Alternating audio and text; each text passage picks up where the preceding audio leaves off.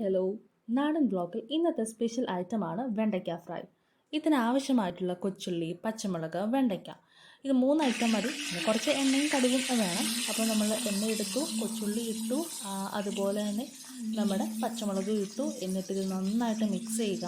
Mix ചെയ്ത ശേഷം ഞാൻ പ്രത്യേകം പറയാം, കൊച്ചുള്ളിക്ക് പകരം സവാള ഉപയോഗിക്കാം. കൊച്ചുള്ളി ആണെങ്കിൽ കുറച്ചും കൂടി ടേസ്റ്റ് വൈസ് നല്ലതാണ്. ഓക്കെ, അപ്പോൾ ഇത് രണ്ടും നന്നായിട്ട് മിക്സ് ചെയ്യുക. മിക്സ് ചെയ്ത ശേഷം നമ്മുടെ വെണ്ടയ്ക്ക എടുക്കുക. വെണ്ടയ്ക്ക ഇതിലേക്ക് തട്ടുക.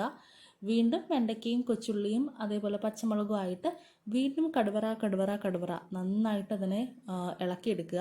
അപ്പം ഇതിന് ഇടയിൽ നമുക്കിതിനാവശ്യമായിട്ടുള്ള ഉപ്പും ആഡ് ചെയ്യാം. അപ്പം കുറച്ച് ഉപ്പ് മതി, നമുക്ക് പിന്നീട് വേണമെങ്കിൽ ആഡ് ചെയ്യാം. ആവശ്യത്തിന് ഉപ്പ് ഇട്ടു. ഞാൻ നന്നായിട്ട് മിക്സ് ചെയ്തു.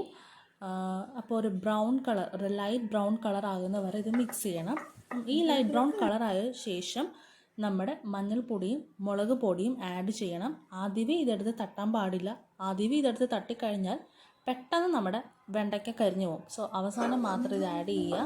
പിന്നെ വെള്ളം ആഡ് ചെയ്യേണ്ട. ഇതെല്ലാം സിമ്പിൾ വേണം ചെയ്യാൻ, അല്ലെങ്കിൽ പെട്ടെന്ന് കരിഞ്ഞു പോകാനുള്ള സാധ്യതയാണ്.